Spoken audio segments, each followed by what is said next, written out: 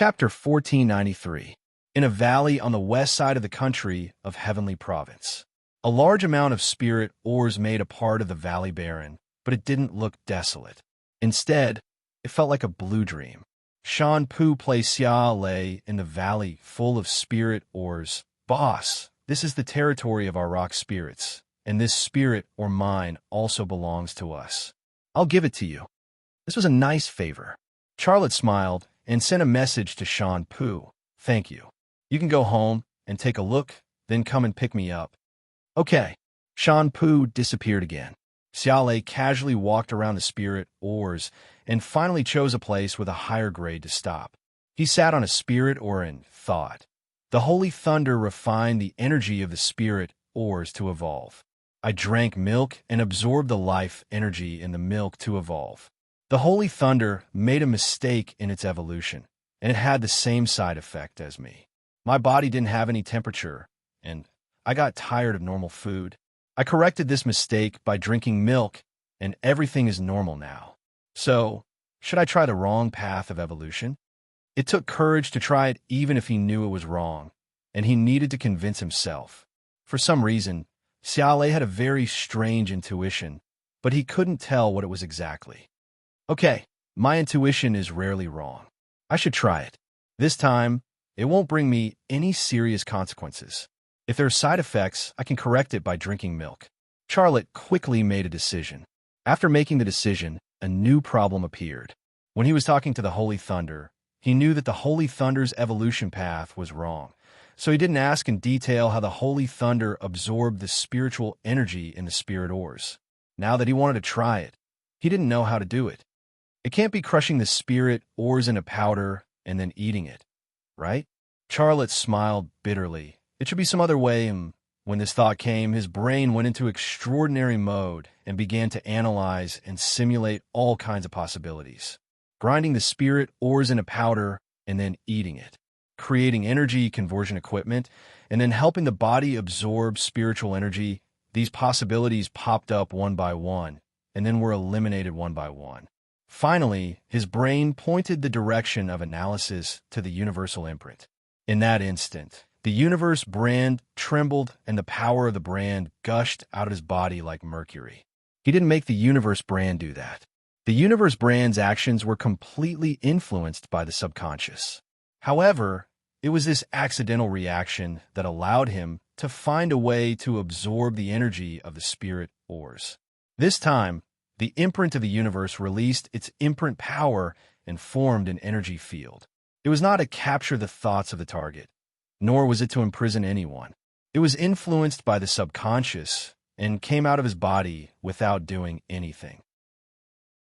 It was as if it had stayed in his body for too long and was bored, so it wanted to come out for a stroll. Since he was going to stroll around, he wanted to take a look here and there. The branding energy that left his body this time was different from all the previous times. It did nothing but aimlessly flowed between the spirit ores, like spring water flowing between the rocks. It first washed the surface of the rocks, then filled the gaps between the rocks, and finally soaked the rocks. Everything happened naturally. He didn't have to do anything, and he didn't even have to think about anything. The feeling of becoming one with the spirit ores was so natural and peaceful. He was immersed in this feeling and didn't want to come out. He forgot the existence of time and didn't have any intuition about it.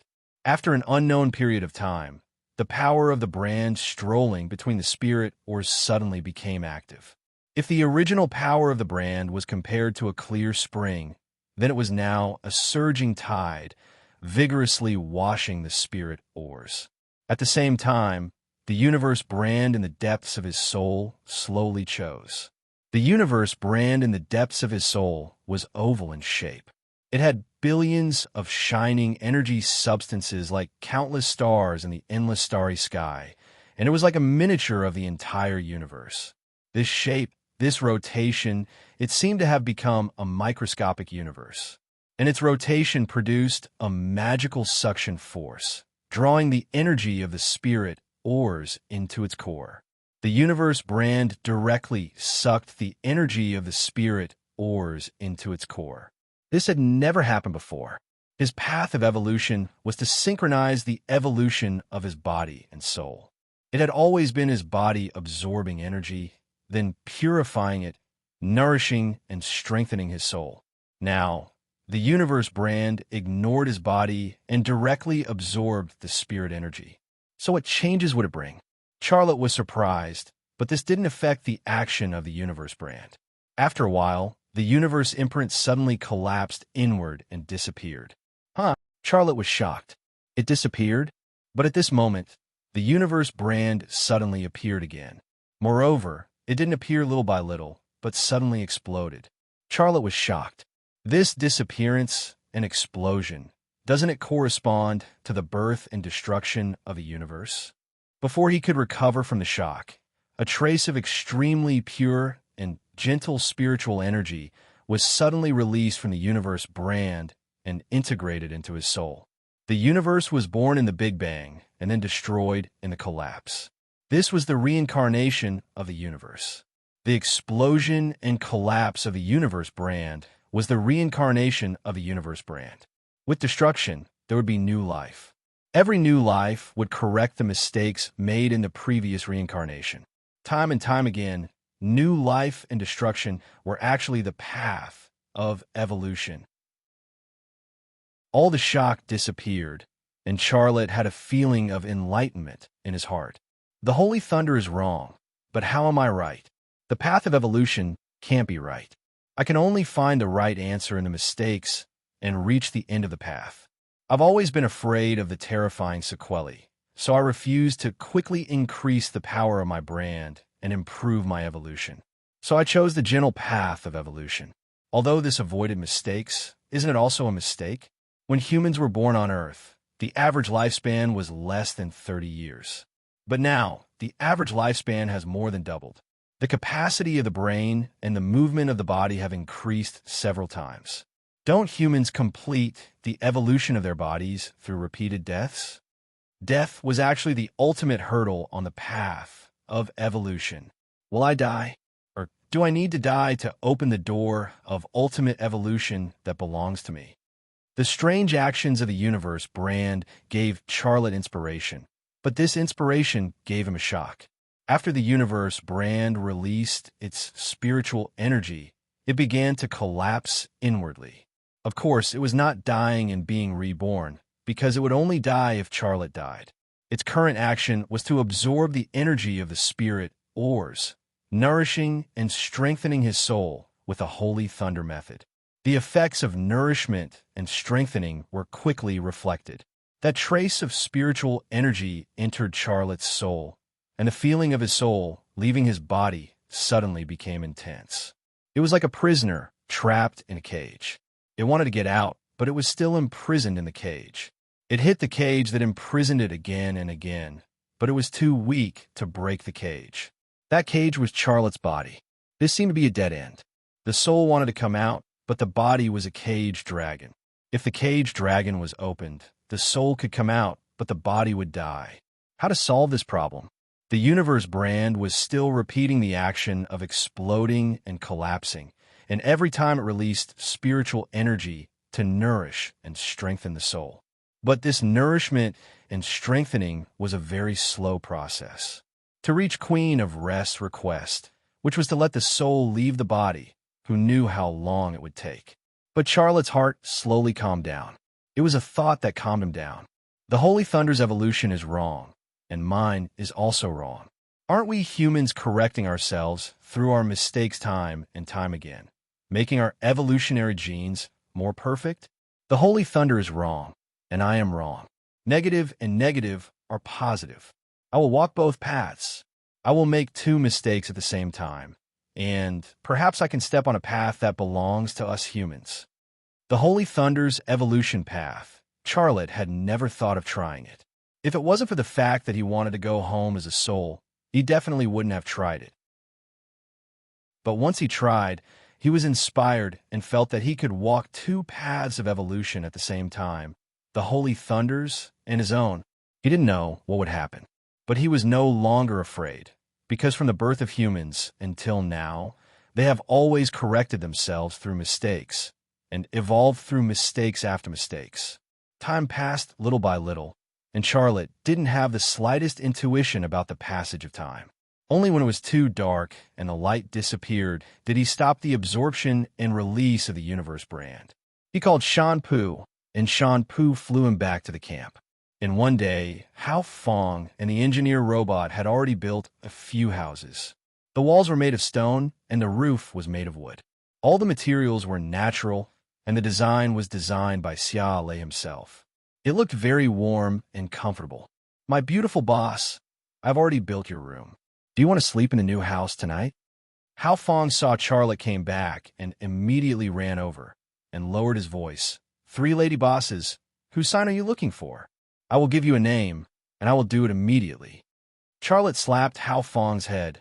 "Go do your work. Don't talk nonsense." Hao Fong still wanted to say something, but Shan Pu's tail suddenly wrapped around it, and it flew away with a whoosh. A few seconds later, there was a clattering sound in the woods, and Hao Fong's voice was cursing. "Mother of asterisk her, stupid fat cat. If you have the guts, don't fight me with your claws, tail, and teeth. I will beat you to death, stupid C asterisk and T." Charlotte's gaze moved in the direction of the three tents, and then he sighed softly, turned around, and walked towards the Huaxia spacecraft. They didn't come to find him. Did they give up together? If that was the case, it didn't matter. Chapter 1494. A month passed in the blink of an eye. It was the same canyon, the same place. The imprint of the universe exploded and collapsed in his soul, and the cycle repeated. His soul was nourished and strengthened, and it was no longer comparable to the state it was a month ago. If the soul from a month ago was compared to a baby, then the soul now was still a teenager. A month was not long, but it was not short either. However, in this 1 month, Charlotte had been reborn.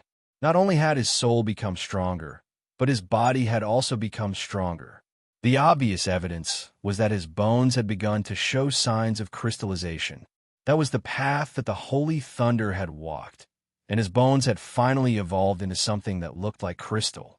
Now, Charlotte was also walking on this path, and his speed was so fast that even Charlotte could not believe it.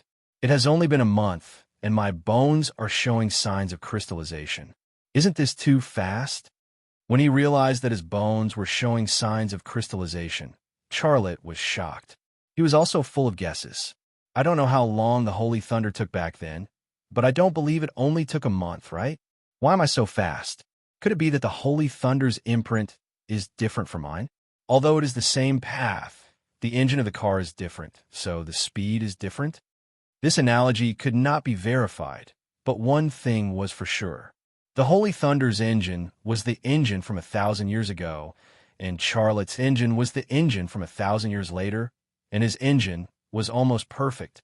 There were no mistakes. Maybe there would be mistakes in the end, but at least there were no obvious mistakes at the moment. "My soul is already very strong. I wonder if it can leave my body?" Such a thought suddenly appeared in Charlotte's mind, and he was eager to try it. He quickly cleared his mind of distracting thoughts and entered a state of high mental attack. This was his first attempt to let his soul leave his body, but he did not know how to do it. This task was naturally given to his brain. After clearing his mind of distracting thoughts, there was only one instruction left in his brain, and that was how to let his soul leave his body. Before putting it into action, Charlotte thought that it would be a long and difficult process. He would fail, and even if he failed many times, he might not succeed. But the result was beyond his expectations. His brain directly gave the task of solving the problem to the cosmic brand. As a result, the cosmic brand immediately shook violently. His soul was like a rocket that was filled with fuel and ignited, bursting out of his body with a boom. It was that simple. It was just that fast. At that moment, Charlotte suddenly could not feel the existence of his body. He was like a weightless gust of wind swaying in the air. What was even more bizarre was that he saw himself sitting on a piece of spirit or maintaining a meditative posture with his eyes closed. Suddenly, a gust of wind blew. Charlotte's soul swayed in the wind as if it was about to be blown away. However, it was just a feeling. The energy of the wind was far weaker than the energy of his soul. It was just that the feeling of the wind passing through his soul was extremely strange. Can I pick something up? Charlotte suddenly remembered the standard that Queen of Rest had set for him. He then floated down from the air to the ground. During this process, he suddenly realized that although his soul looked like him, it was not the feet of his soul that completed the movement command, but his thoughts. With a thought, his soul floated to the ground. His feet did not even have the time to move. He was not in a hurry to pick up anything. Instead, he locked his eyes on a place about 100 meters away. A thought of "go there" appeared in his mind. As a result, the moment this thought appeared in his mind, he was already there. Teleportation. Charlotte was shocked. Could this be the legendary 1,000 miles in one thought ? To a certain extent, the mind was actually the soul, or at least a part of the soul. How fast could a person's mind be? This was a speed that could not be measured by any scientific instrument. However, now Charlotte had experienced the true feeling of 1,000 miles in one thought. It was as fast as a flash of light. I wonder if I can go back to my home to take a look? Charlotte suddenly had such a thought. Almost without any hesitation, the room around him suddenly changed in the instant he thought about it. He came to a room in which there was a large wooden bed. The floor was covered with unpolished stone slabs. It looked simple and crude, but it had the feeling of home. This room was his room, and he had returned with a thought. Oh my God, I can actually be so fast? Charlotte had another thought. I wonder what Longier is doing. This rascal has ignored me for a whole month, not even giving me milk, yet she doesn't leave. She's obviously angry with me. I'll go to her home to take a look. In a month's time, many buildings have been erected in the basin, including the Heavenly Jewel Academy, housing, market, and hospital. It had become a small town with 10,000 people. Longier and Bai Ling had ignored Charlotte for a whole month, so of course they could not stay in Charlotte's house. The two women had built their own houses, although they were also using Charlotte's engineer robots. However, the strange thing was that the two women's houses were still at the place where they had originally set up their tents. It was just across the river from Charlotte's mansion, and they were neighbors. With a thought, Charlotte's soul appeared in Longier's house. He appeared in the front yard. He observed for a while, then walked towards a door. A sound came from the door. It was the sound of Longi talking to herself and using a spoon to scoop water. Damn pervert. Stinky pervert. Damn pervert. Stinky pervert. In the room, Longier scooped hot water into a large wooden bucket, muttering and scolding. Is that woman surnamed by So Good? For her, you don't even want me. I'll milk you, I'm your woman. You heartless woman, drinking my milk, but fooling around with other women. I hate you. These voices reached Charlotte's ears, and Charlotte smiled bitterly in his heart, feeling a little guilty. According to the Akimish tradition and the concept of chastity, although Longier was not officially married to him, she was already his wife. Other than him, she would never marry another man in her life. Arriving at the door, Charlotte subconsciously reached out to open the door, but his hand passed through the wooden door. He was stunned for a moment. Then his whole body passed through the door and entered Longier's room. At this time, Longier picked up a large plastic bucket of at least 1 gallon, came to the side of the wooden bucket, unscrewed the lid, and poured the blue liquid in the plastic bucket into the wooden bucket. She said, I milked myself, and I won't give it to you even if I take a bath myself. I'll starve you to death. You heartless, stinky man. It was okay to scold people, but it was not okay to pour Longier's milk into a wooden bucket to take a bath. In a moment of desperation, Charlotte reached out to grab Longier's hand and shouted, Don't waste your milk. His hand passed through Longier's wrist, but he did not grab anything. His voice was very loud, but only he could hear it. Just now. Longier looked in Charlotte's direction and muttered to herself, Something touched me. It's so strange. Charlotte was surprised. She felt it, which means that my soul has already begun to have a substantial nature. In that case, it shouldn't be a problem for me to pick up a strand of hair, right? He reached out to touch Longier's hair, and sure enough, he succeeded in lifting a strand of Longier's hair. However, Lange did not feel it at all, and she continued to pour milk. Only then did Charlotte notice that there were two identical plastic buckets in her room, and each one was filled with Princess Akima's blue milk. This was the amount she had milked in a month, but unfortunately, he did not drink a single mouthful. I'll steal it for her tonight. Charlotte was extremely greedy. Lange suddenly stopped pouring. She bit her lip and said, "Forget it. It's not good to waste it like this. Although that guy is lecherous and perverted, he's the hope of the Akima's empire. It's better to let him drink it tonight and let him have it for free." Umph. Charlotte smiled and said, "It seems that you're sensible." Unfortunately, Lange could not hear this at all. She put down the half-empty plastic bucket and began to take off her clothes. The simple and crude room was suddenly filled with a tempting spring scenery. After the tall and long-legged Lange removed the cover of her clothes, her body was like a perfect work of art. "I'm so beautiful and sexy, but you want to mess with that guy. Are you blind? Stupid pig." Lange stepped into the big wooden bucket and began to take a bath. Charlotte smiled bitterly at her scolding. Thinking back to his little relationship with Bai Ling, he really did not control himself and made a mistake. But didn't men always like to make such mistakes? Lange scolded Charlotte as she took a bath. Even if the spring scenery was infinitely good, Charlotte could not stay any longer.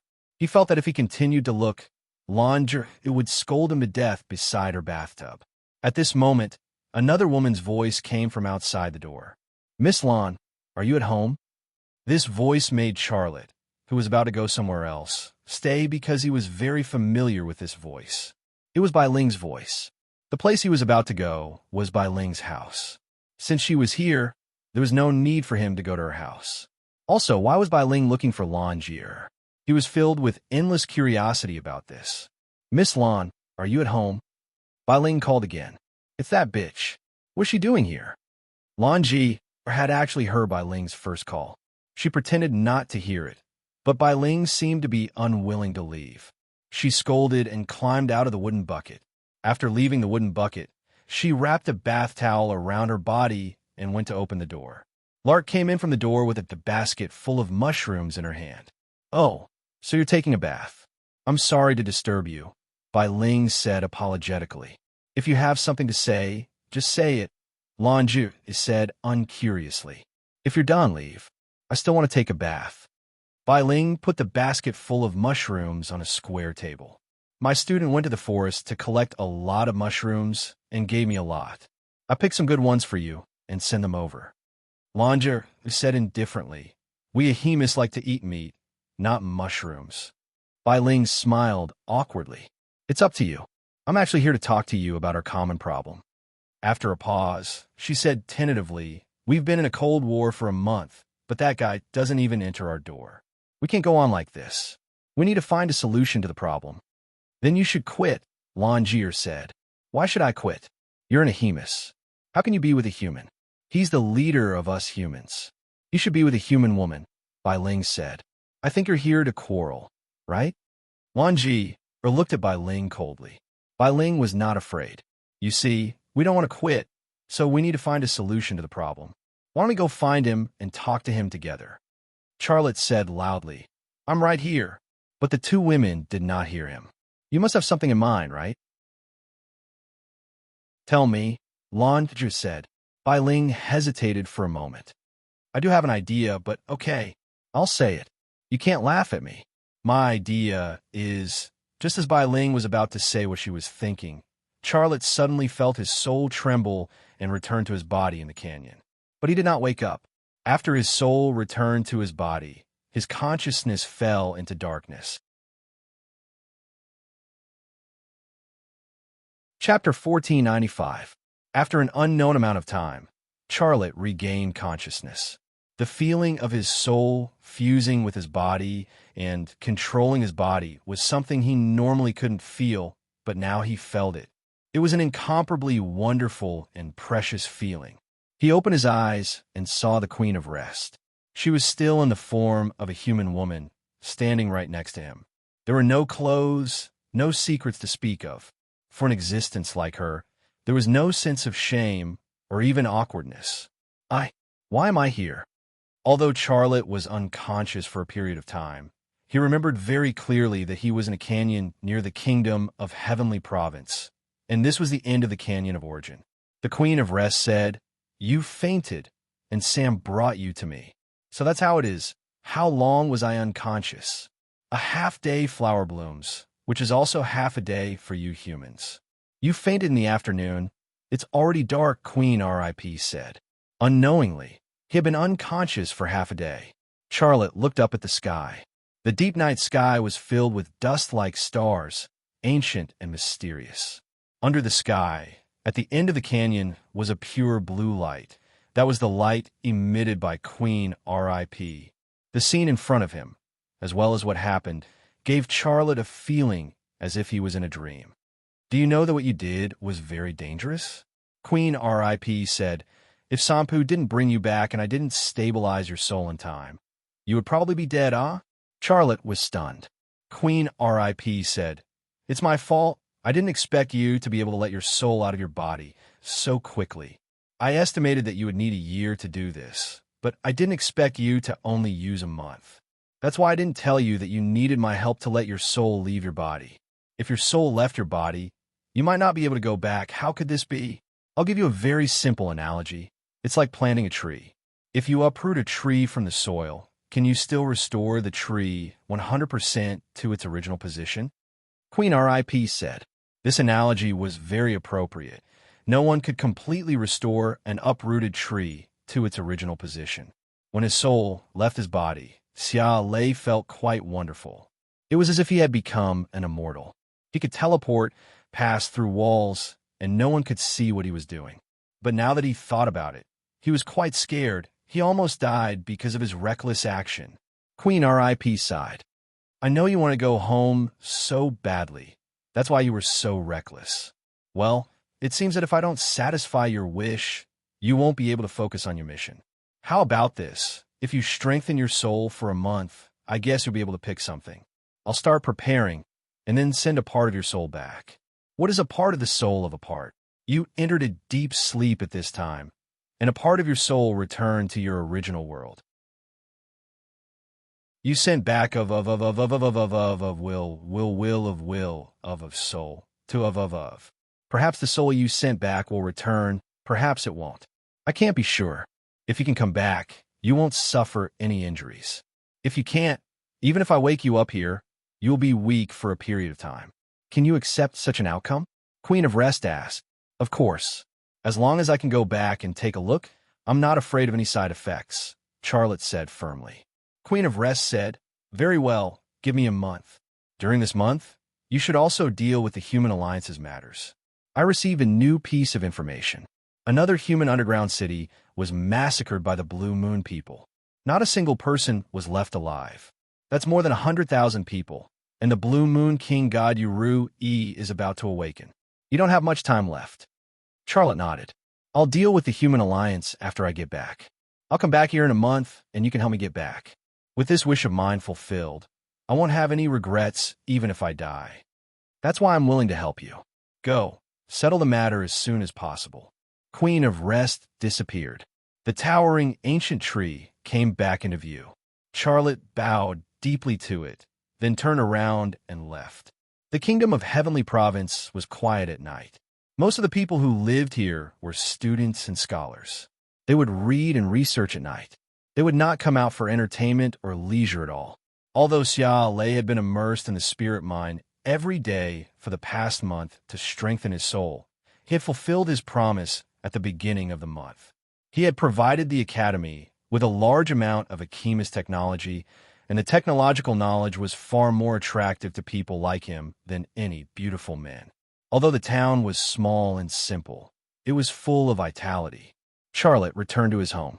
To solve the problem of the Human Alliance in a month's time was an impossible task. However, he had a very convenient way, and that was to hypnotize the leaders of the cities that opposed the Human Alliance. If it was a city lord like Hayakawa, his way of dealing with it was even simpler, which was to kill him.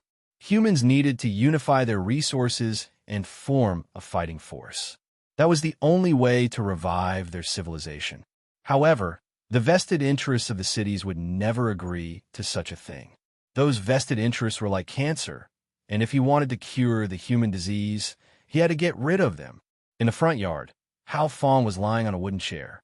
Beside him, two engineer robots were massaging his spring-like limbs and his large head. The robot engineer hammered its body, emitting crisp, clanking sounds.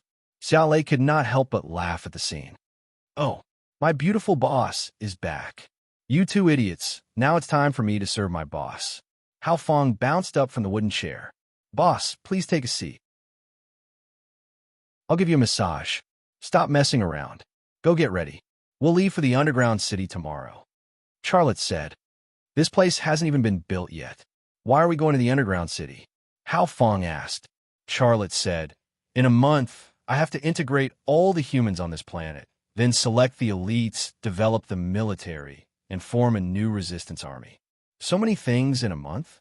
If Hao Fong had a chin, it would have dropped to the ground. Of course, not in a month, but the first goal has to be completed. Go and tell the crew of the Huaxia to prepare for takeoff. Also, find Kong Tu Nana and tell her that we'll take off tomorrow morning. She has to go back to the underground city with me. Charlotte said, "Okay, I'll go right away." Hao Fong left with the two engineer robots. Although Hao Fong was a bit long-winded and liked to scold people, he always carried out Charlotte's orders meticulously. Charlotte was used to this helper, and he could tolerate its bad habits. Hao Fong left with the two engineer robots, and the house suddenly became quiet. Charlotte quickly sorted out his thoughts. He brought most of the spirit ores. This time, he would leave the Forest of Rest for a month. He also wanted to strengthen his soul during the journey. After a month, no matter how the integration of humans progressed, he would come back and ask the Queen of Rest to help him go home. At the thought of going home, his heart couldn't help but be excited. Just as Charlotte was about to take the luggage to the Huaxia, before he left, two women walked in from the door. Seeing the two beautiful faces, Charlotte's head suddenly hurt. The ones who came were his two debtors, Lark and Langi. The two women looked unhappy, and their eyes were mixed with love and resentment. It was very complicated. Charlotte braced himself and said, "Hello. Good evening, ladies." "You're the lady," Langi said. Charlotte choked for a moment. "You're leaving, and you're not willing to talk to me?" Bai Ling said. Her voice was soft and full of sadness. Langi glared at Charlotte. "Irresponsible man." Charlotte smiled bitterly. "Come in, let's talk." Bai Ling and Langi looked at each other, and then followed Charlotte into his room. "Sit down." Charlotte brought two stools for the two women. "You're just trying to be nice for no reason," Langi said. "I'm telling you, don't try to hypnotize me. I know you know hypnosis.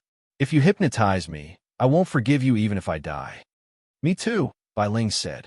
Charlotte said, "I just want you to sit down, and then we can talk.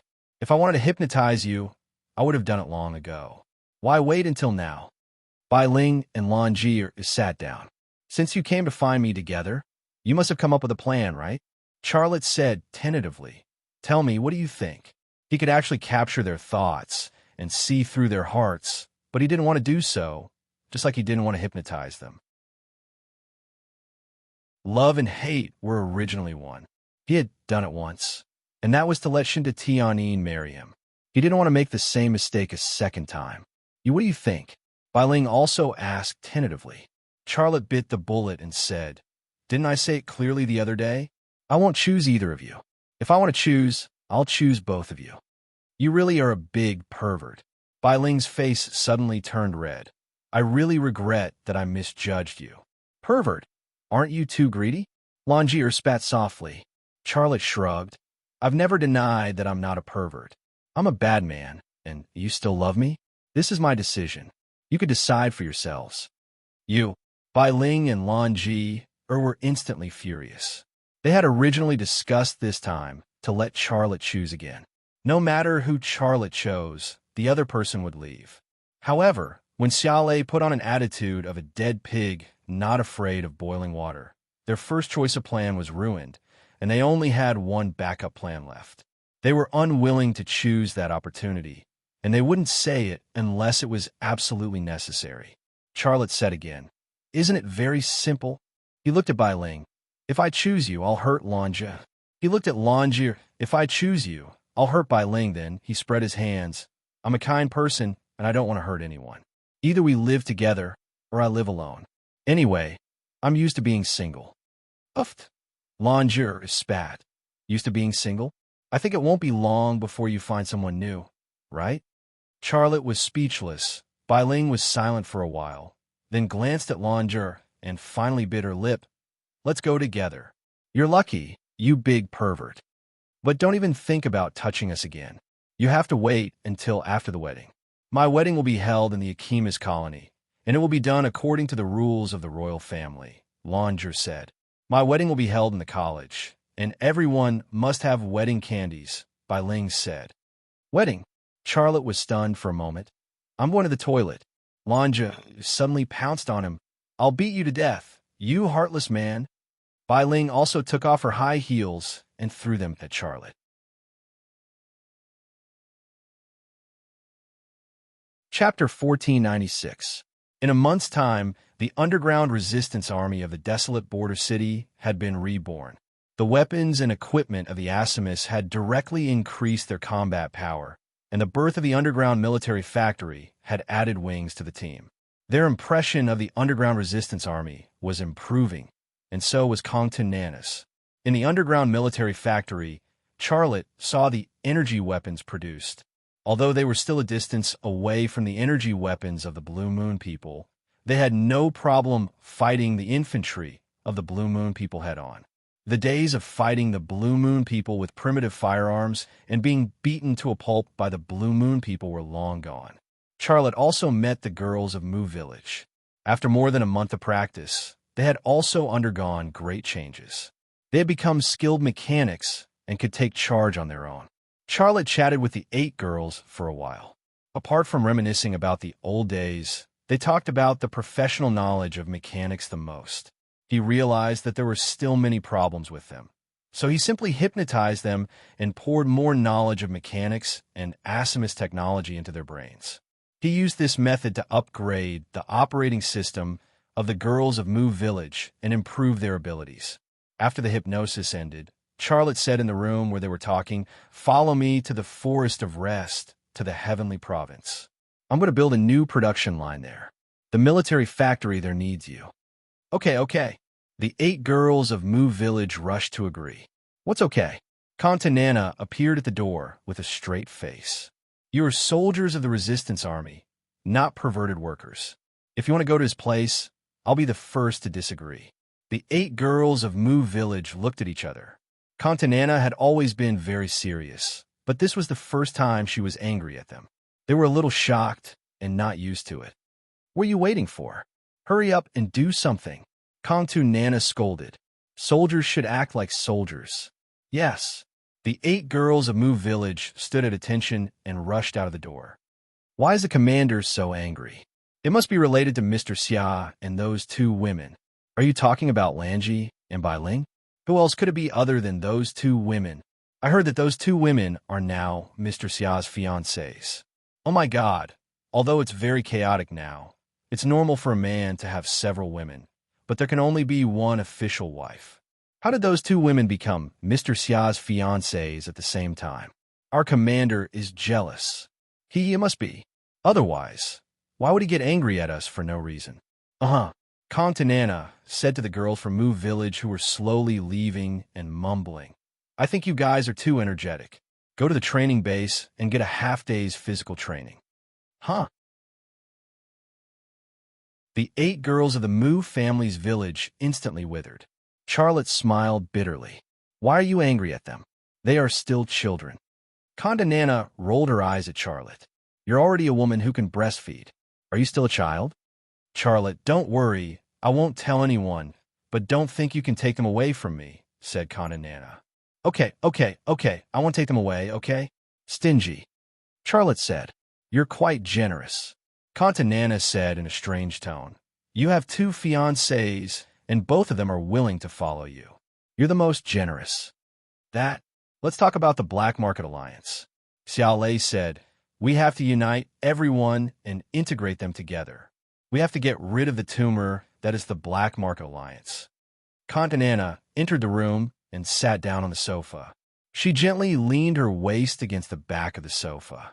She lifted her long legs wrapped in dark green military trousers and crossed them. At the same time, she said something infuriating. "Brother pervert, pour me a glass of water. My throat is dry, and I can only speak after I moisten it." Looking at her long legs and that beautiful jade-like face, Charlotte couldn't help but have that urge again. He wanted to press her down on his knees and fiercely slap her, but until it swelled. However, he was never the kind of man who would fuss over minor matters with women. He smiled, turned around, and poured a glass of water for Continana, then handed it to her. "Drink it. After you're done, tell me about the Black Market Alliance. The more detailed, the better." Continana put down the glass. The headquarters of the Black Market Alliance is in District 1, Holy Land Lower City. It is the largest underground city that humans have on this planet, with a population of 1 million. Charlotte was shocked. A population of 1 million. Even on Earth, it was considered a large city. And for an underground city to have a population of over 1 million, it was easy to imagine how big the underground city in District 1 was. Actually, the population was not what surprised him the most. What surprised him the most was the facilities in the Holy Land Lower City.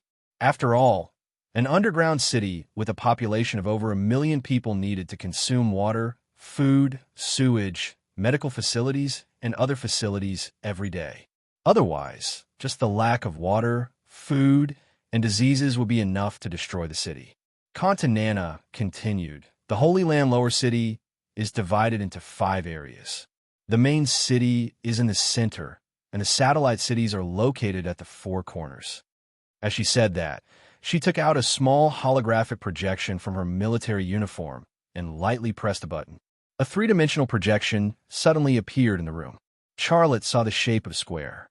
On each of the 4 corners of the square, there was a satellite city, and in the center of the 4 corners was a larger main city.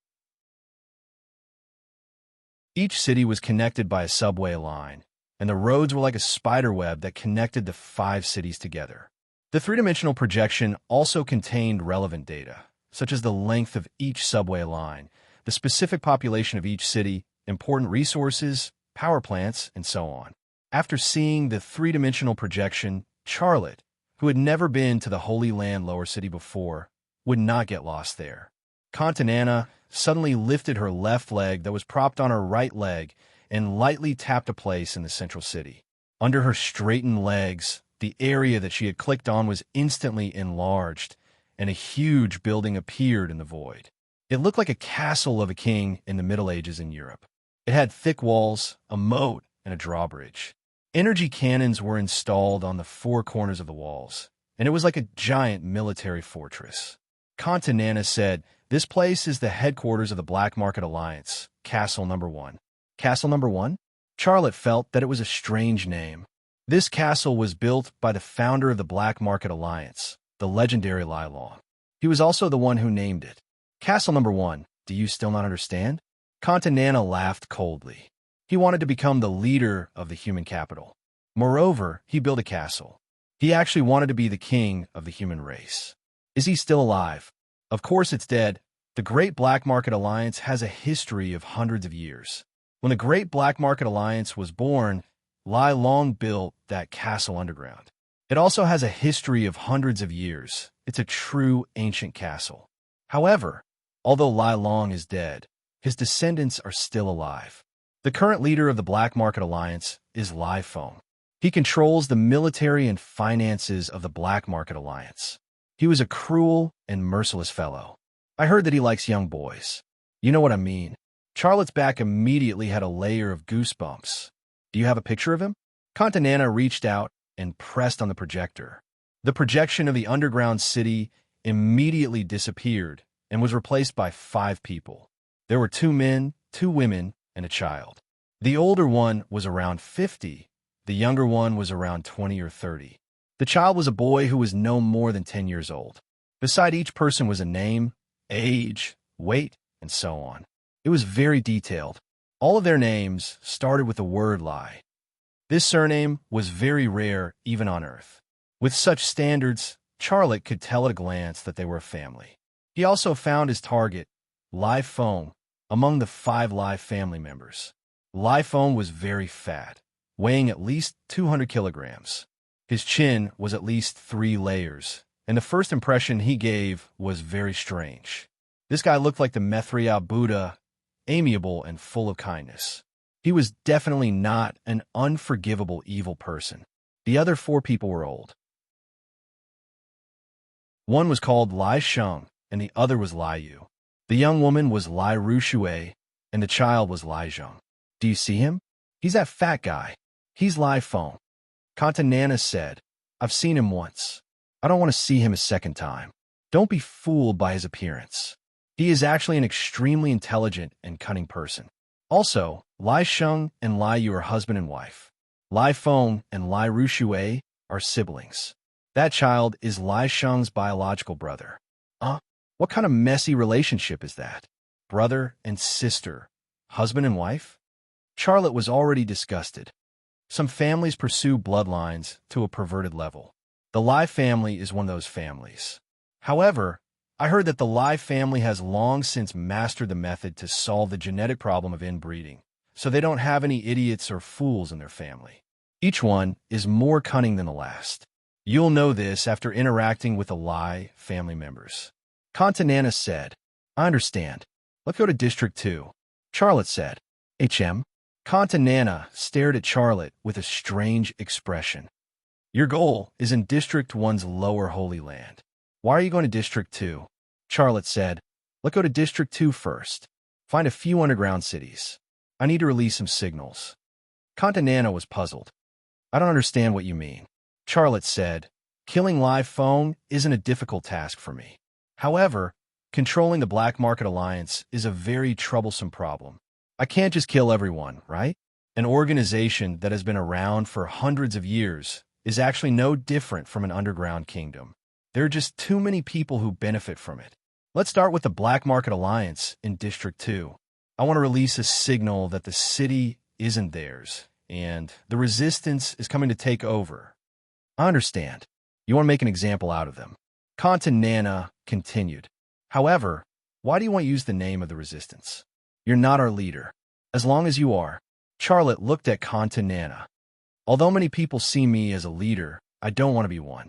I can help you, help the resistance, and Heavenly Jewel Academy fight against the Blue Moon people and revive human civilization.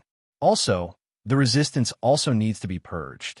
I just hope that when I purge the Black Market Alliance, some people will become smarter and make the right choice. Otherwise, he smiled bitterly. I don't know how much blood my hand will be stained with. The way Nana looked at Charlotte changed, but she didn't realize it. A storm was coming.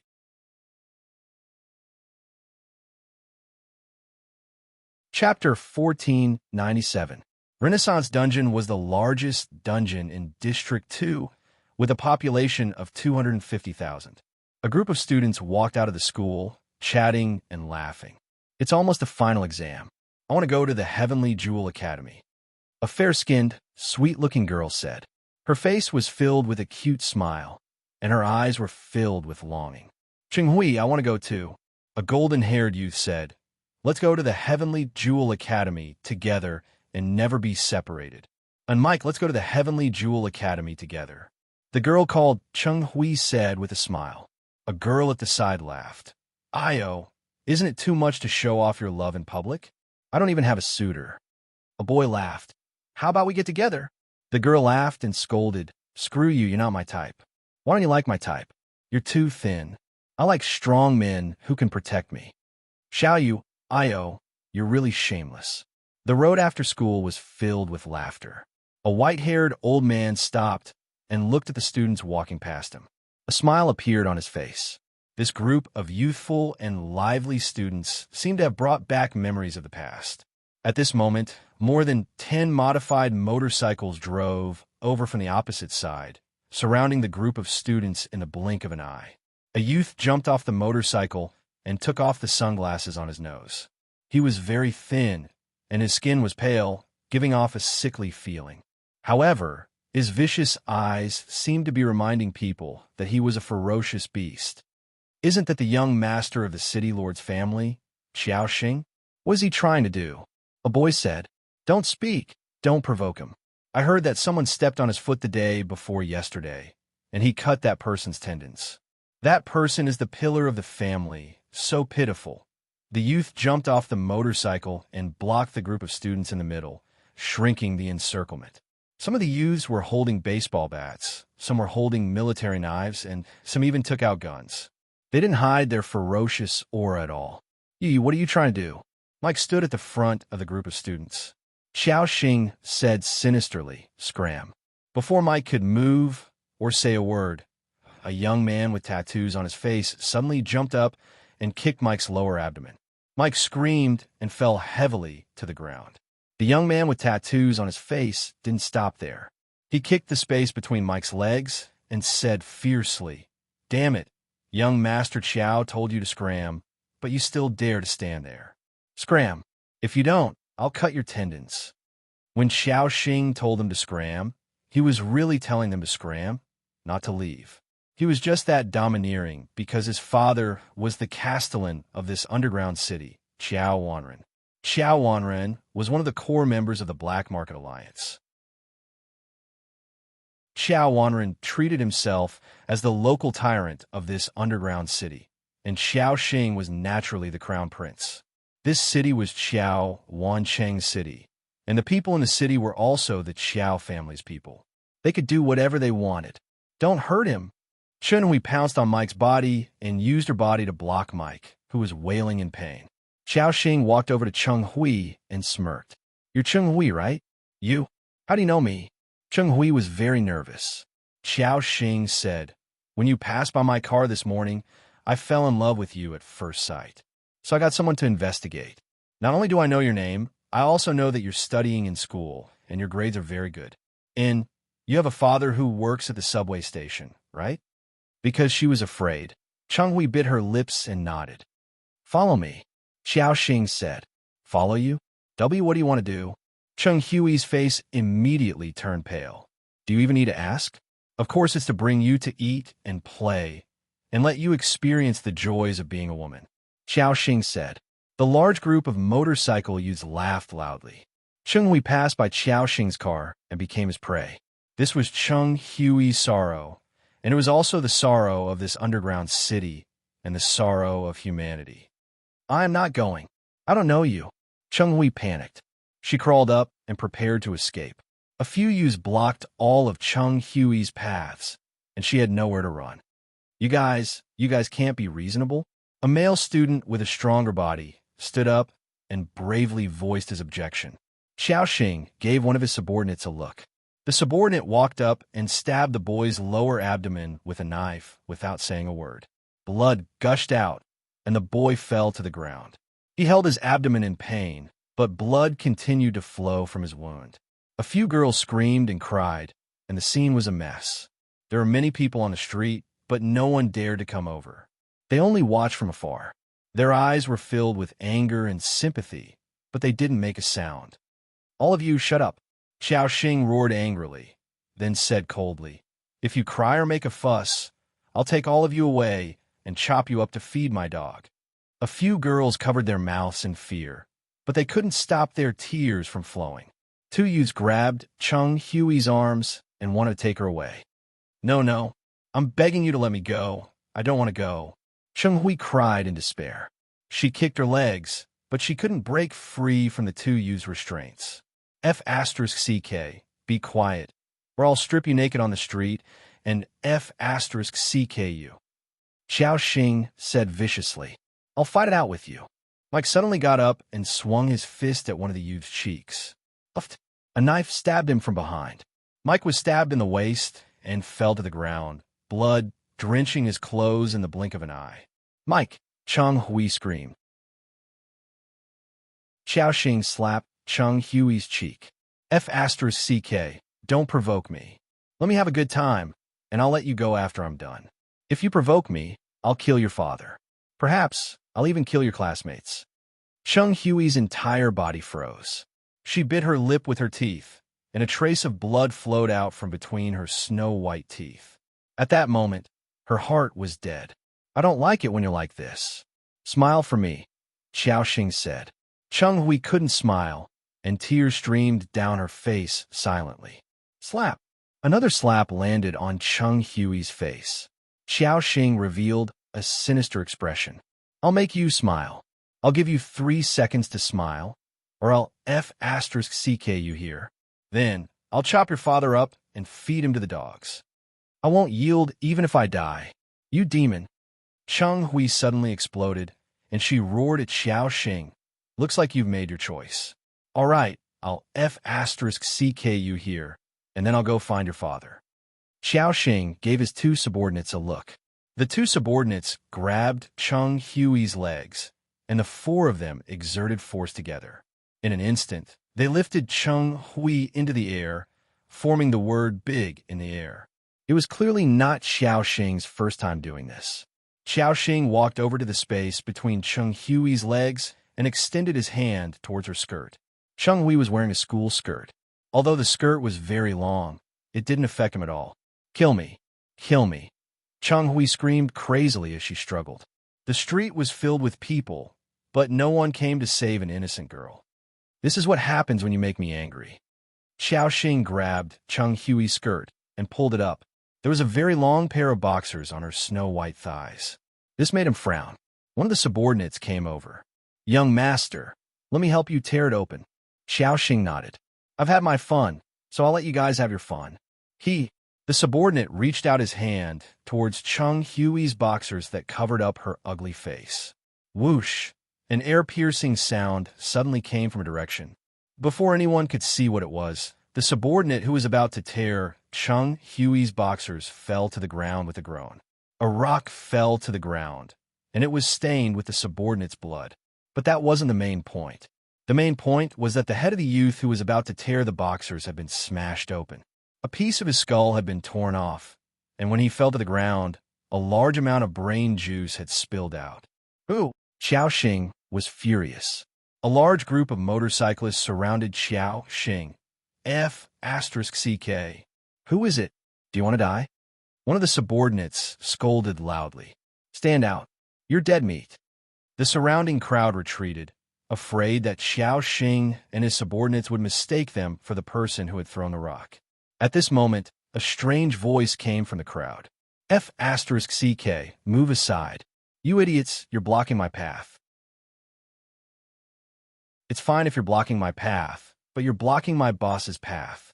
The crowd of onlookers parted to make a path for them. Everyone's gazes were focused on the path that had opened up for them. A square-shaped robot was walking over with arrogant steps. Its spring-like hand was holding onto a rock. It gave people the impression that the rock had been thrown by someone else. This strange robot was followed by a man and 3 women. The robot walked to the edge of the crowd and suddenly stopped. It bent its legs and made a standard posture of a butler inviting its master to appear. "My most beautiful boss, the work of opening the path is 100% complete. After you." This robot was Hao Fong. The man was Charlotte, and the 3 women were Nana, Lanji, and Bailing. Lanji's head was wrapped in a black veil, and she was wearing a black robe. She was dressed like a Muslim woman on earth. This was to conceal her identity as an Ahemus. After entering Renaissance Dungeon, she, Bailing, and Nana strolled around without anyone discovering her true identity. When Hao Fong bent over, Charlotte patted Hao Fong's head. "I thought you were going to teach these bastards a lesson." Hao Fong shook its head vigorously. No. My most beautiful master, I can't steal your limelight. Although it will only take a few seconds to get rid of these idiots, I can't do it. So you should go." "Aya, are the 2 of you done? That girl is so pitiful. Go and save her," Bailing urged. Xiaolei shrugged, and then he walked towards Xiaoxing and his group of subordinates. Before Charlotte could walk over, Xiaoxing shouted, Go and kill him. Capture the 3 women. And that cursing robot. I'm going to disassemble it myself." He had lost his mind in anger because one of his subordinates had been killed by a stone. That terrifying power was a very obvious hint. He wasn't facing a commoner that he could bully, but a devil that he should avoid. A large group of subordinates rushed forward.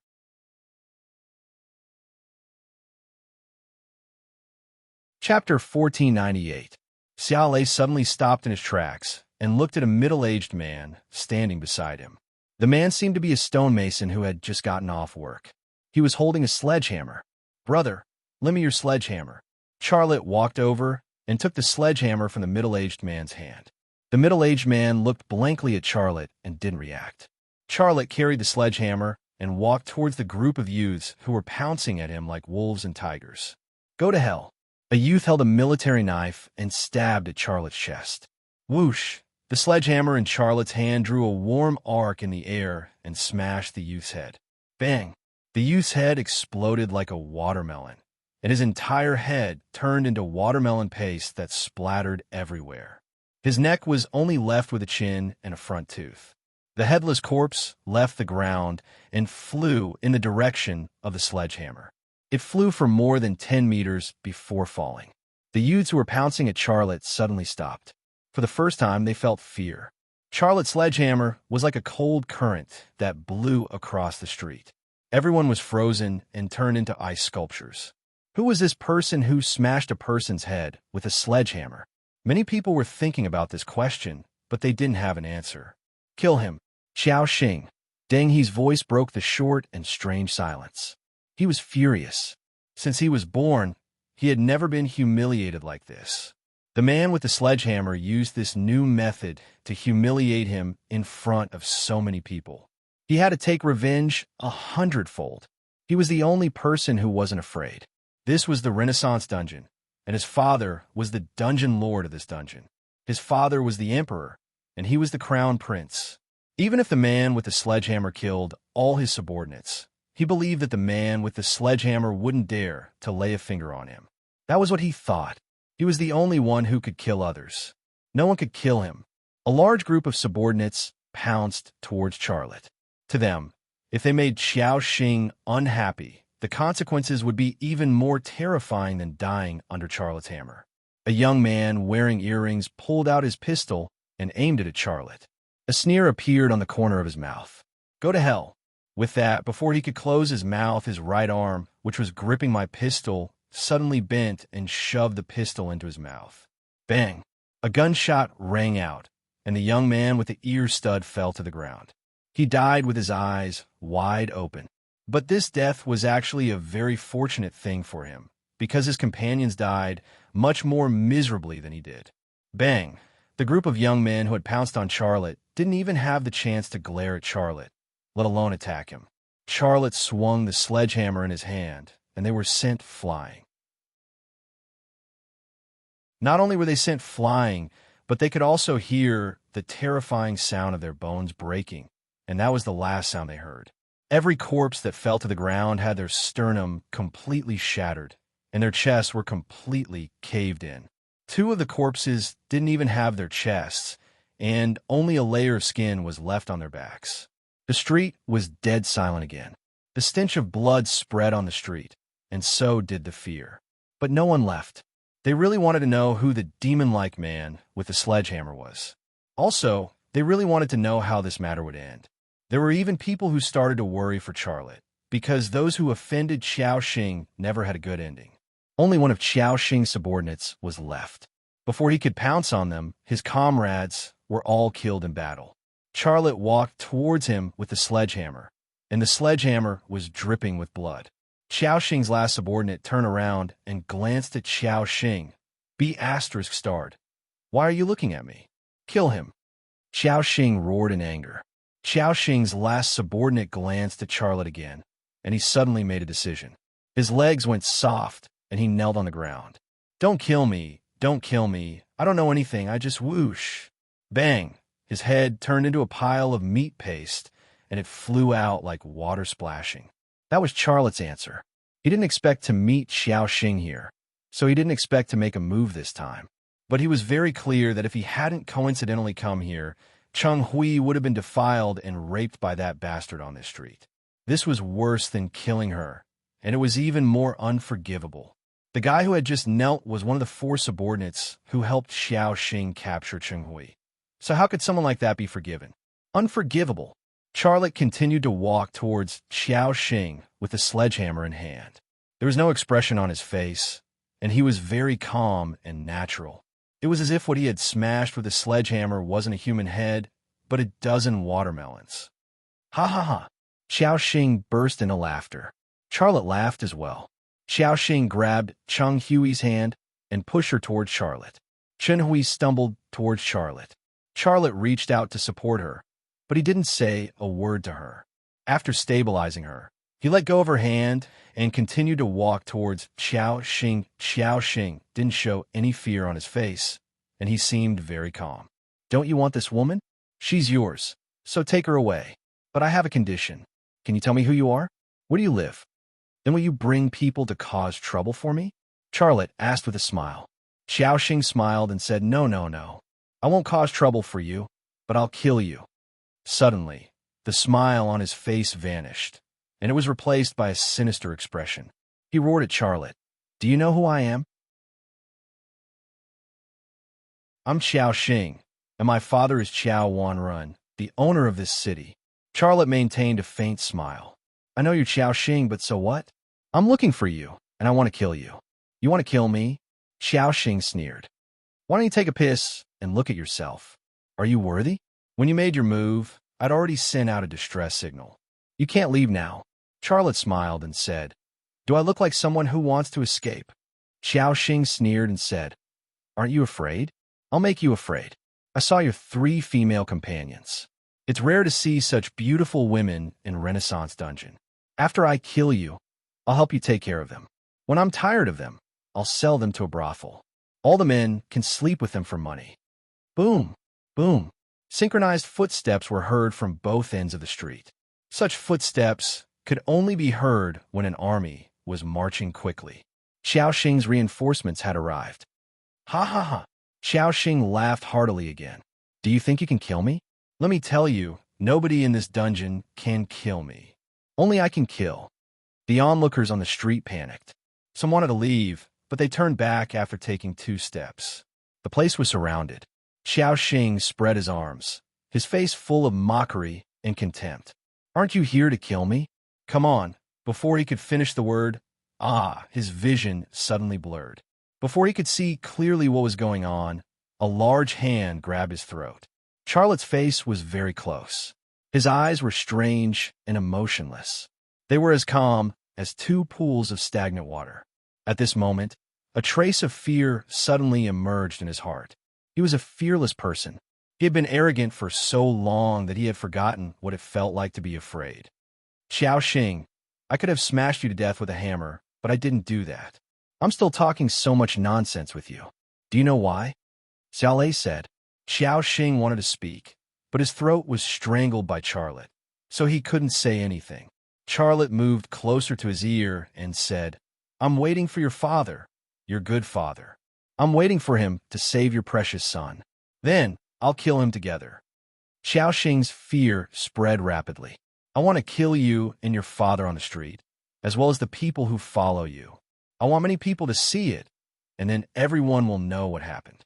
This way, this city will be liberated, Charlotte said.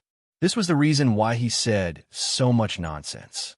He wasn't a stupid hero in the movies who only realized that he had missed the chance to kill the bad guy after finishing his lines with great difficulty.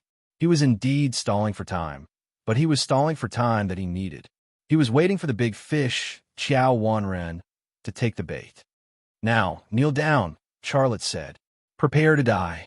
How could Xiao Xing be willing to kneel down obediently?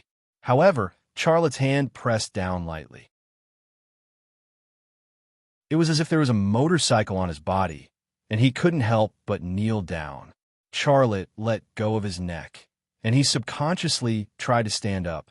However, Charlotte then placed that vertical hand on his shoulder, making him unable to move. Kaboom! Kaboom! The sound of the army's running footsteps approached in the blink of an eye, and the crowd parted like a tide.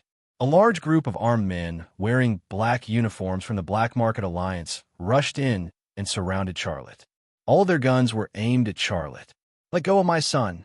A man's voice sounded. How much do you want? Name a price. Hearing this voice, Xiaoxing immediately became excited. Dad, save me. This guy is crazy. Kill him. A fat middle-aged man walked in. He was dressed luxuriously, and his fingers and neck were filled with valuable jewelry.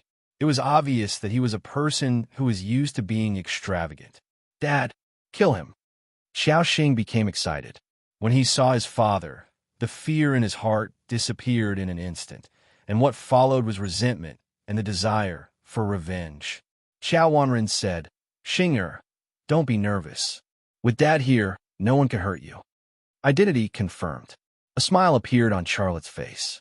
He patted Xiaoxing's head. Say goodbye to your father. Xiaoxing turned around in surprise and saw Charlotte's blossoming smile.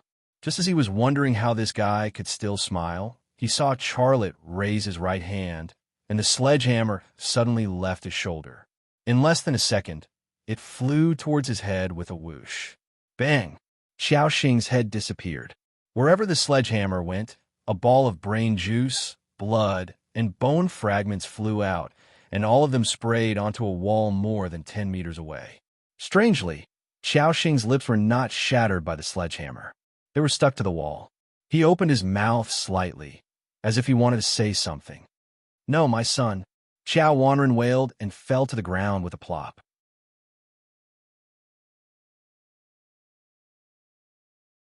Chapter 1499. Xiaoxing's headless body fell to the ground. Fresh blood gushed out from his neck, and the ground was dyed red in the blink of an eye.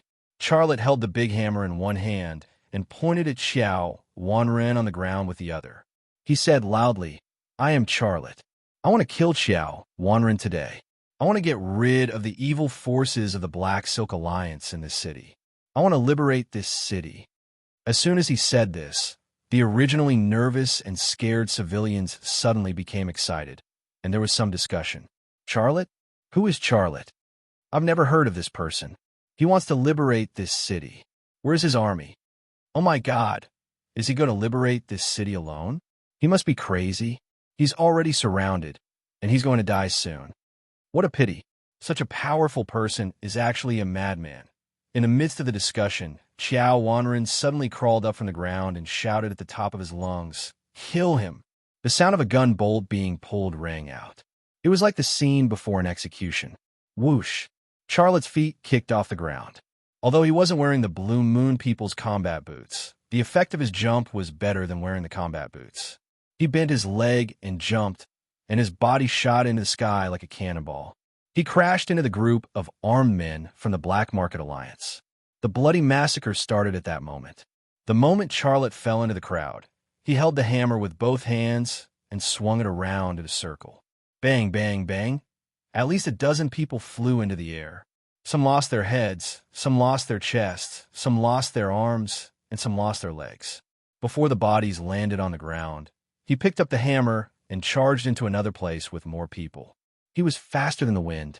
One hammer, one circle, and a dozen bodies. The streets were filled with minced meat, brain matter, organs, and blood. Bang, bang, bang.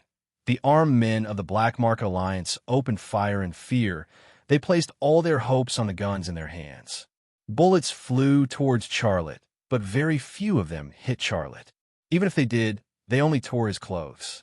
Under the torn clothes, a blue leather armor was revealed. It was the blue tank armor that Lan Ji had personally sewn for Charlotte. On the other side of the street, on top of a 3-story building, a sniper locked on at Charlotte through a scope. A sneer appeared at the corner of his mouth. When the crosshair in the scope was aimed at Charlotte's head, he decisively pulled the trigger. Bang! Whoosh! A light sniper rifle bullet flew toward Charlotte's head. There was almost no sense of time lag. The moment the gunshot sounded, the bullet hit Charlotte's head. However, there was no image of the head being blown open by the bullet, and there was no image of Charlotte being shot and falling to the ground. The bullet did indeed hit Charlotte's head, but it was only a hit, nothing more. The smile on the sniper's face froze. His expression was as if he had seen a ghost. A second later, he focused his gaze on the crosshair in the scope. With the help of the scope, he saw where he had hit. It was a little above Charlotte's ear. The sniper rifle bullet had blown off a dozen strands of Charlotte's hair and scalp. From the scalp, Charlotte's skull could be vaguely seen. The skull had a faint blue luster, giving the impression that it was crystal. The sniper was stunned, and his jaw dropped to the ground. At this time, he saw Charlotte bend over and pick up a rifle from the ground. The next second, the rifle's muzzle was pointed in his direction. Then he saw a little flame. This was the last scene he saw in his life. Bang! When the gunshot sounded, the sniper's head smashed onto the ground. His forehead had been blown open by the bullet, and he died instantly. He was also shot in the head, but he clearly did not have a hard skull like Charlotte. This was the result of using the holy lightning method to strengthen the soul and body in the forest of rest. Although it had only been a little more than a month, Charlotte had reached the state that the Queen of Rest thought would take a year to reach. His bones had already begun to crystallize. This was the reason why Charlotte did not wear the blue tank armor's headgear. When facing normal firearms, his head no longer needed to be bulletproof. On the contrary, his body still needed the blue tank armor's protection. This was because his body was not entirely made of bones. The gaps between his belly and ribs were his weak spots. It could also be said that they were the weak points of his bulletproof body. The Holy Lightning at its peak obviously did not need the blue tank armor's protection. However, his current state had not reached the realm of Holy Lightning. That was why he wore the blue tank armor, to avoid being ambushed by snipers. What happened just now was an example. When he was fighting on the battlefield, it was impossible for him to have 100% control of the area that was a few hundred meters away. There would always be places that he missed, and sometimes a single mistake would bring danger. Bang, bang, bang. The assault rifle in Charlotte's hands let out a deafening gunshot. The muzzle trembled as bullets shot out. One by one, the armed personnel of the Black Market Alliance fell to the ground. Every single one of them had been shot in the head. Charlotte's marksmanship was as frightening as the hammer in his hands. Facing such an opponent, who would have the courage to continue fighting? The surviving armed personnel of the Black Market Alliance on the outside of the encirclement did not even last for 2 minutes before they collapsed and turned to run. Xiao Wanren did not call out to them because he himself was scared silly. Although he could still stand, his legs were shaking nonstop like sieves. A yellow liquid flowed down from his trousers. It was stinky. The dignified dungeon lord of Renaissance City, a man who thought of himself as the king of this city, was actually scared to the point of peeing. Not only Xiao Wanren, but everyone was also scared, including Charlotte's 2 fiancés, Bai Ling and Lan Jie. Even the experienced commander-in-chief of the resistance army, Kantu Nana, was scared. Her beautiful face was pale, and her eyes were filled with fear as she looked at Charlotte. To the 3 women, Charlotte, who did not kill people, was a pervert extremely thick-skinned, especially rude, and full of bad habits. Now, Charlotte was an extremely cold demon. There was not a trace of pity or even humanity in him. Bai Ling mumbled, "He is so scary. I don't even know him." Lan Ji glanced at Bai Ling and said, "Then why are you still following him? Leave him. He is such a scary man. If I were you, I would leave him." Bai Ling looked at Lan Jie and said, "Leave him? You want me to leave and have him all to yourself, right? Don't even think about it.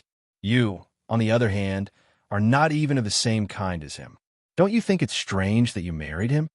Lan Jie snorted softly and said, "You're a professor in a college, but you actually have racist tendencies. Love doesn't discriminate between races.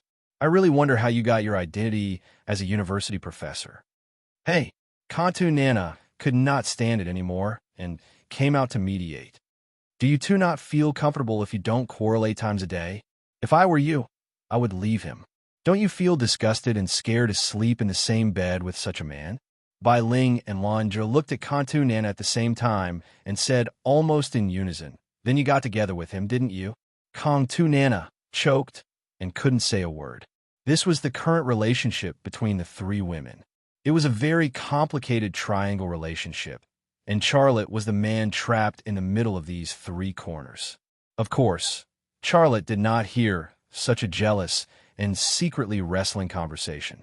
He threw away the empty assault rifle and walked towards Xiao Wanren, who was scared to the point of wetting his pants, with a big hammer dripping with blood. Everyone had an end in life, and he was Xiao Wanren's end. When he wanted Xiao Wanren to die, Xiao Wanren had to die. However he wanted Xiao Wanren to die, Xiao Wanren would die. All eyes were on Xia Lei and Xiao Wanren. The street was packed with people, but it was so quiet that it was as quiet as a cemetery. Charlotte stopped in front of Xiao Wanren. "Kneel." Xiao Wanren knelt on the ground with a plop. More yellow liquid flowed out of his trousers, and the stench was overwhelming. He was trembling, and his voice was trembling. "No, no, no, don't kill me. Please don't kill me.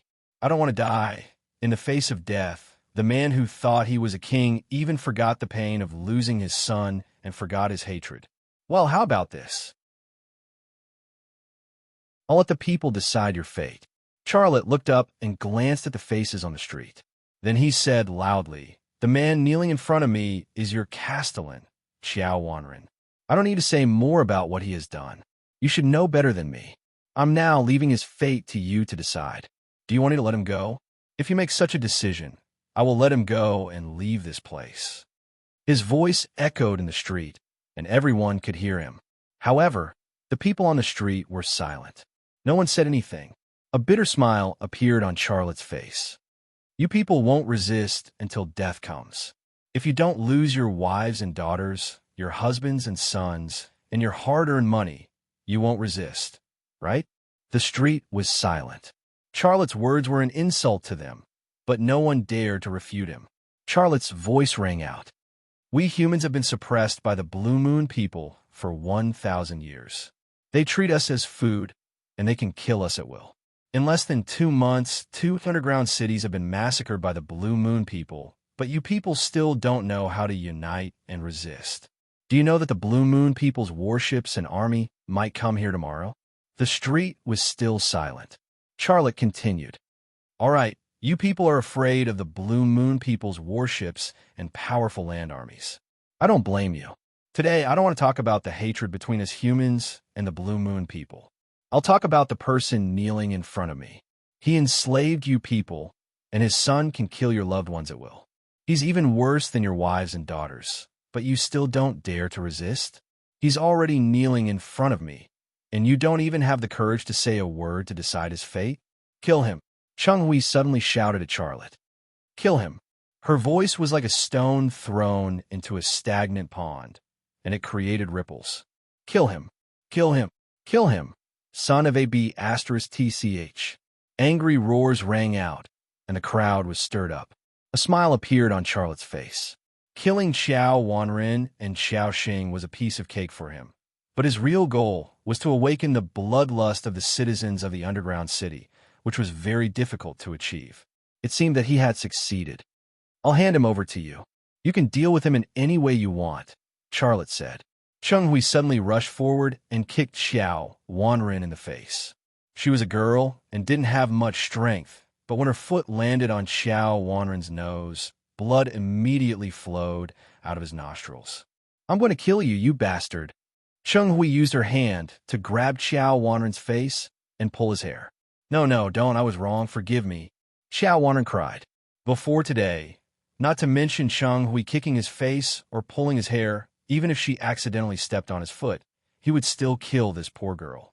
But now, he didn't dare to do anything other than beg for mercy.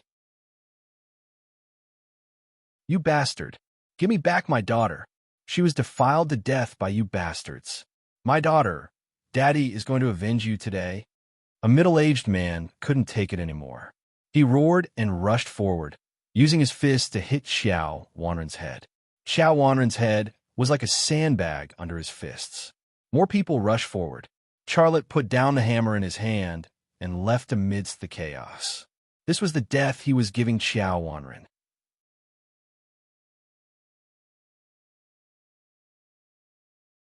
Chapter 1500. The news of Xiao Wanren and Xiao Xing being killed on the street spread like the wind throughout Renaissance City. Charlotte's name appeared in almost everyone's mouth, and the frequency was extremely high. Killing people on the street was extremely cruel. At that time, Charlotte was a demon.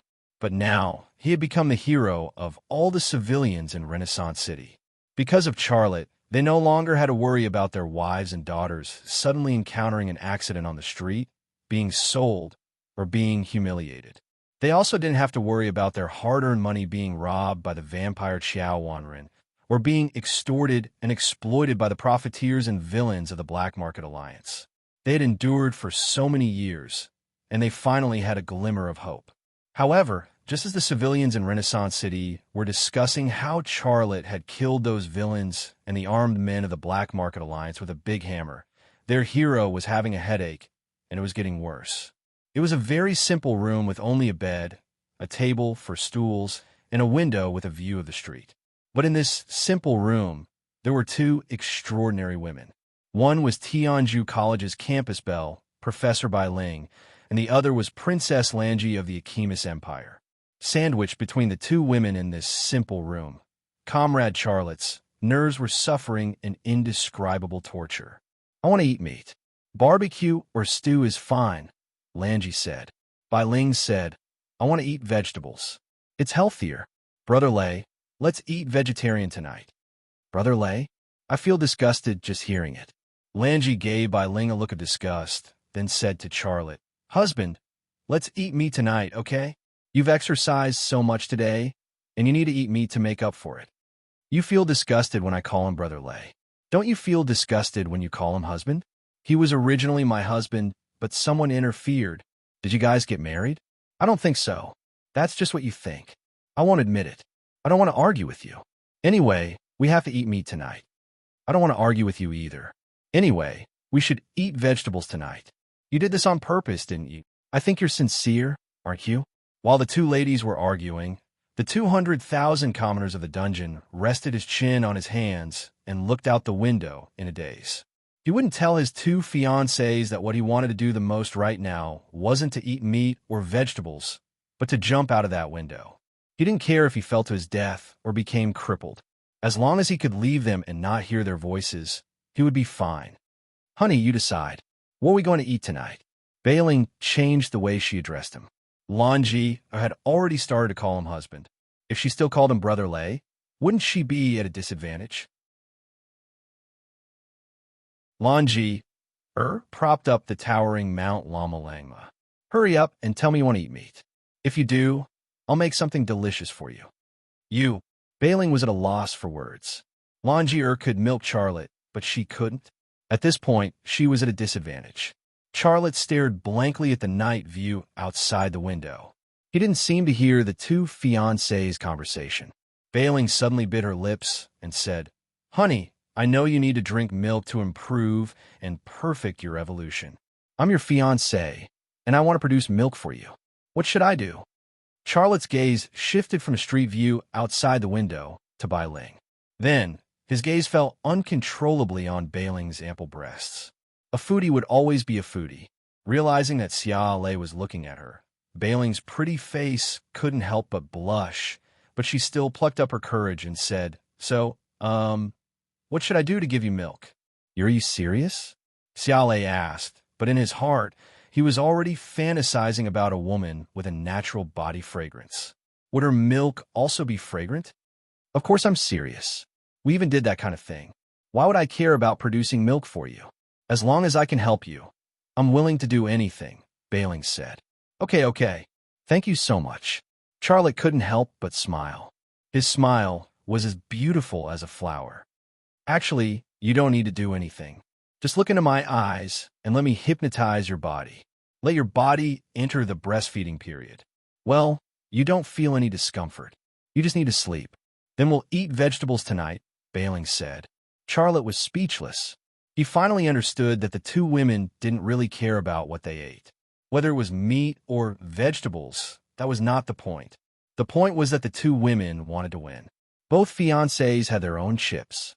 Judging from the current situation, Lanji obviously had more chips in her hands because she could produce milk for him. How could Professor Bai Ling, who had been fighting endlessly, admit defeat? Therefore, she also wanted to produce milk for Charlotte. In this way, she and Lanji would have the same amount of chips. In fact, She might even have more chips than Longier. This was because she had a little relationship with him, but Longier hadn't. What did this have to do with meat and vegetables? Hurry up and eat meat, Longier urged. Hurry up and eat vegetables. Bailing refused to budge. Charlotte suddenly let go of his hand that was holding his chin. His forehead hit the table with a bang. There was a voice screaming in his heart. Eat your sister. Knock, knock, knock. Suddenly, there was a knock on the door. Charlotte bounced up from his chair and strode toward the door. Coming. Who is it? He had actually seen Contanana standing at the door. The door opened. Contanana glanced down and then looked at Bailing and Longi. I thought you were all sleeping. I hope I didn't disturb the three of you. The female commander emphasized the words, three of you. It was as if she was trying to emphasize something. Bailing and Longi showed a look of disgust at the same time. This was the two women's response. They could quarrel, but they had reached an agreement to be together after a month of Cold War. No matter how much they quarreled, they were still a family. However, Contanana wasn't. When facing Contanana, the two women were comrades on the same side. So it's Commander Kanto. You must have something important to discuss with me, right? Let's talk outside. Charlotte wanted to slip away. No, the leader of the Revival Dungeon Resistance Army is inviting you for dinner. Come with me, Contanana said. Sure. I really want to meet the leader of the Resistance Army. Since he's inviting me for dinner, I have to show him some respect. I'll go now, Charlotte said. He heaved a sigh of relief. He was going to the banquet. The two women could eat whatever they wanted. Let's go, Contanana said. Bailing and Longi looked at each other. The two women reached a consensus in a second and walked to the door together. Dinner? I'm hungry, Longi said. Hubby, let's go together, Bailing said. Xiao Lei froze for a moment, and then there was no then. Contanana said, he only invited Mr. Summer. Isn't it inappropriate for you to go? What's inappropriate about it? Hubby bringing his wife to a banquet. What's wrong with that? Unless he's going to have a secret date with a woman, why wouldn't he bring his wife along? Longi put her hand on Sherlock's shoulder. Hubby, don't you think so? Charlotte smiled awkwardly. What are you talking about? I don't understand. Bailing held Xiao Lei's arm. If the leader of the Resistance Army doesn't even invite us as his wives, it means that he has no sincerity at all. It's fine if we don't go. If we want to go, let's go together. Kong, Nana shrugged. All right, since you guys insist on coming, then let's go together. Since Contanana agreed, Charlotte couldn't refuse. He said, all right, let's go together. I don't want you to argue about eating vegetables and meat. Bailing moved her lips close to Charlotte's ear and whispered, hypnotize me when you come back. I'll give you milk. Charlotte's heart skipped a beat. All his worries were gone. He smiled and nodded. His voice was gentle. Come back early. We'll do it when you come back. Contanana suddenly said, Mr. Summer, you're really filial. Charlotte was speechless. A 3-month-old woman and a man were walking on the street, illuminated by the street lamps. When he went out, he found a cap and put on his head. He pulled the brim of the cap low, covering most of his face. He was a well-known hero in the Revival Dungeon. It was necessary to keep a low profile. If he was discovered, he would be surrounded. When going out, Longi pulled down the black veil on her head to cover her face. She continued to disguise herself as a Muslim woman. She held on to Charlotte's right arm, while the female professor from the Heavenly Jewel Academy held on to Charlotte's left arm. In the eyes of passers-by, Charlotte, who was sandwiched between the two women, was undoubtedly a lucky man. However, who knew the troubles in Charlotte's heart? After passing through a few streets, Charlotte, Bailing, and Longi arrived in front of a building under Contanana's lead. It was a very imposing building made of reinforced concrete. It was 5 stories high, and the walls were covered with smooth tiles. All the windows on the walls were installed with brown glass, which reflected the dim light from the street lamps. In this underground city filled with low-rise buildings, it was definitely a majestic existence. On the lintel of the entrance to the hall, Charlotte saw a large golden plaque with the words Resistance Army, 2nd Army Command written on it in Chinese. This place is really imposing. It's much more imposing than your command at the border of the dungeon, Charlotte said, his tone hinting at something else. Contanana said, the Second Army is the wealthiest among all the branches of the Resistance Army. The army commander, Watanabe Yamaki, is a merchant. He's very good at business. Watanabe Yamaki? Merchant? Xiaolei could not help but frown when he heard these two keywords. He already had some connections in his mind. At this moment, a group of people walked out from the hall. The leader was a middle-aged man with a goatee. He was tall and strong, and he gave off a refined feeling. There was no need for the person to introduce himself, nor did he need to ask anyone. Xiaolei already knew his identity. This man with a goatee was the Resistance Army's 2nd Division's commander, Watanabe Yamato. You're tuning into the Warrior Lore YouTube channel. Don't forget to subscribe and join us on this journey to catch the most captivating stories.